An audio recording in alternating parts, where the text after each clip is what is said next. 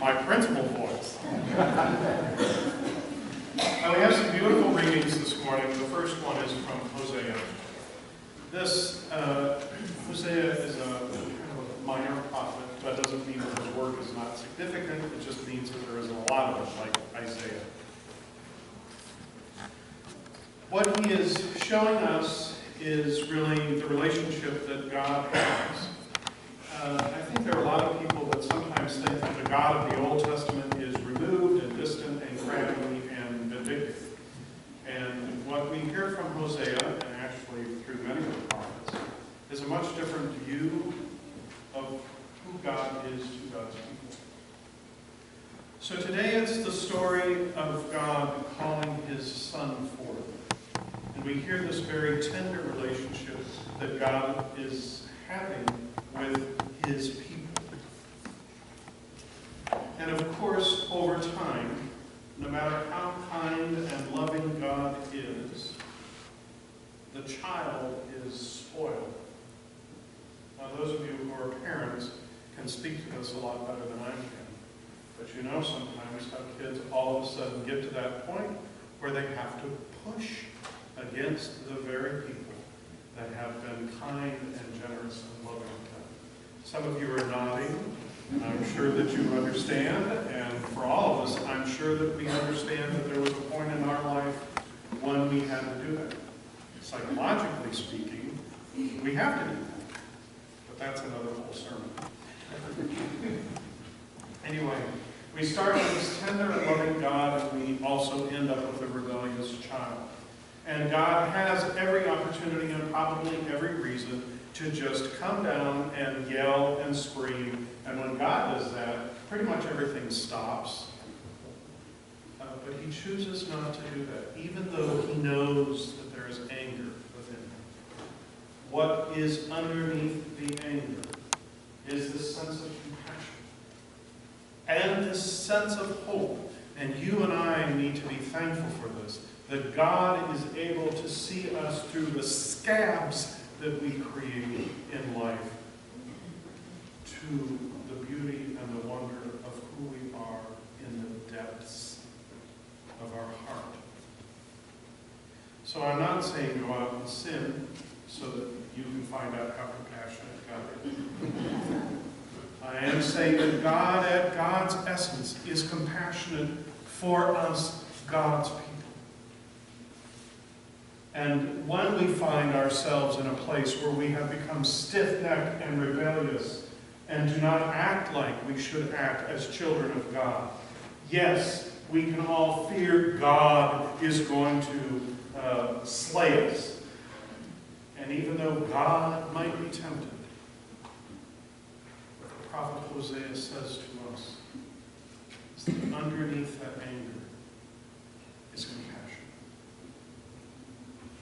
Now, my brothers and sisters, this also is something that we need to take into our own hearts. That as we are called to follow God, to be God's children, we should act as God acts, where compassion is the center of who we are as a people. Yes, there are times that we can get angry. And there are times that the world is not just. And there are times that it is not fair. And there are times that things that we can do seemingly all the way through our lives the right way doesn't come out where we thought it would. I just spent a couple of weeks with my cousins, and you know, the monk is available, so I hear everybody's latest whatevers. Boy, do I have some stories. Nobody wants me right in the family.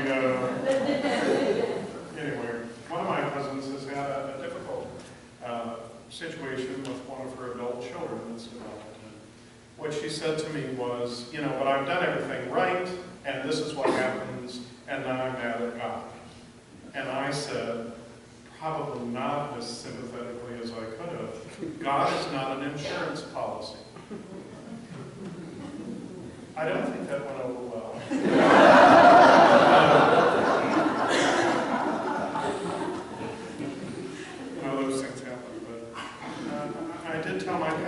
I understand that you're angry, that you feel like that you have done in this contracted relationship with God, not a covenant relationship, that's another thing.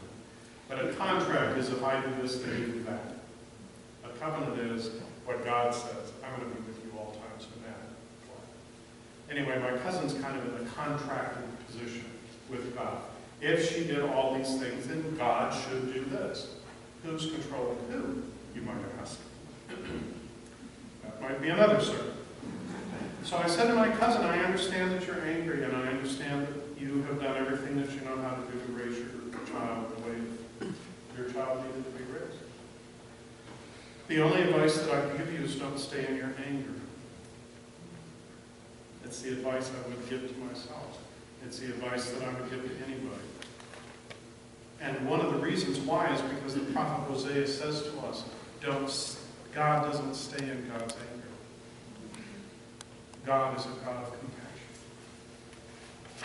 And we, as God's children, need not stay in our anger or our disappointment or even our despair. We need to move ourselves gently forward into the place of compassion.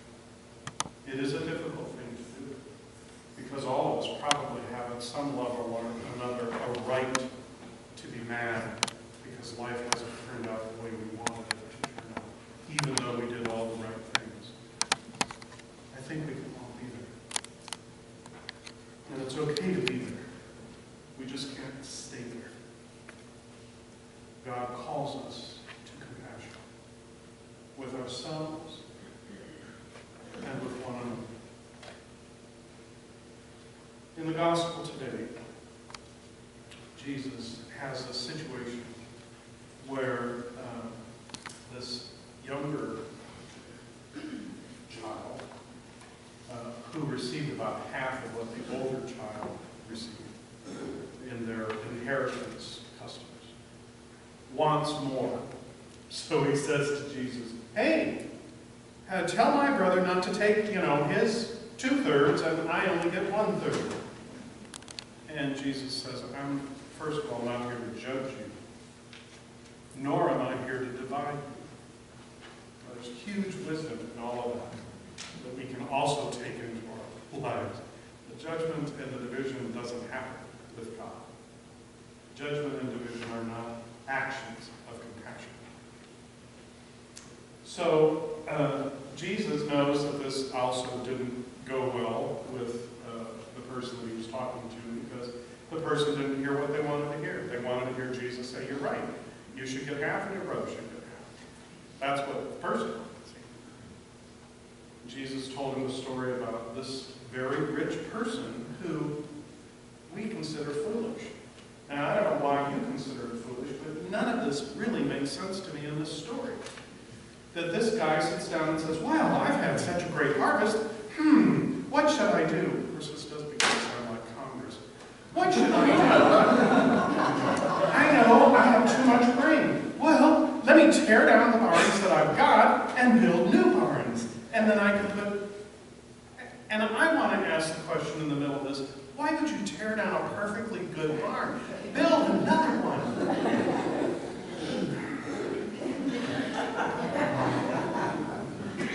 Sorry, folks, I've been eating a lot of, cheese curds and Wisconsin is a lovely, truly a lovely place.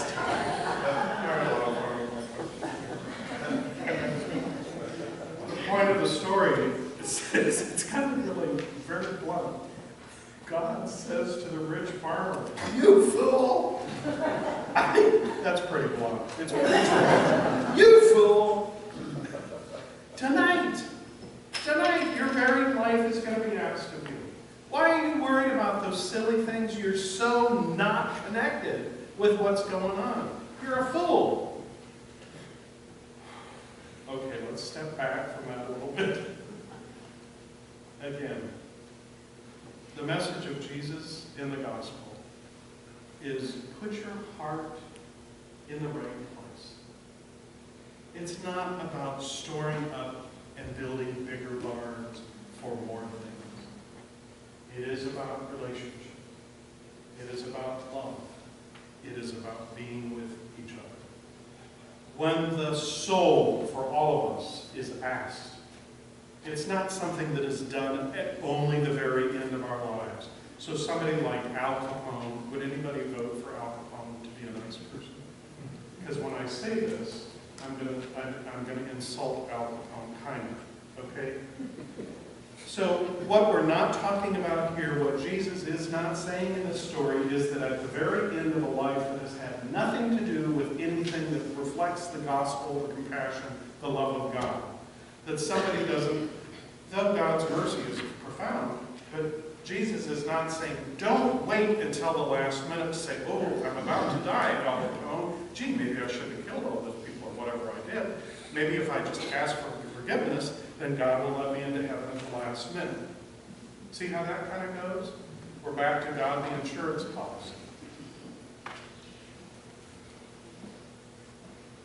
What Jesus is saying is every day of your life, every day of your life, is a moment that your soul, in a sense, is being reckoned with. Not just at the end of your life, but this moment. Are you compassionate today? Are you loving today? Are you being a child of God, beloved today? If we put our hearts in that direction, we are not worried about how big a barn we have. We are not worried about building a bigger barn. We are in relationship with our brothers and sisters. We are in relationship with God who tenderly approaches us with compassion and mercy. That's the gospel. Now we're going to redeem Al Capone. I never would want to say that at the last minute, someone without absolute honesty could not ask for the mercy of God and receive it. Because the vastness of God's mercy is beyond our comprehension. And it is not our place, listen to judge. Jesus said that. It's not my place to judge, and not my place to divide. It is my place to love. That's our place.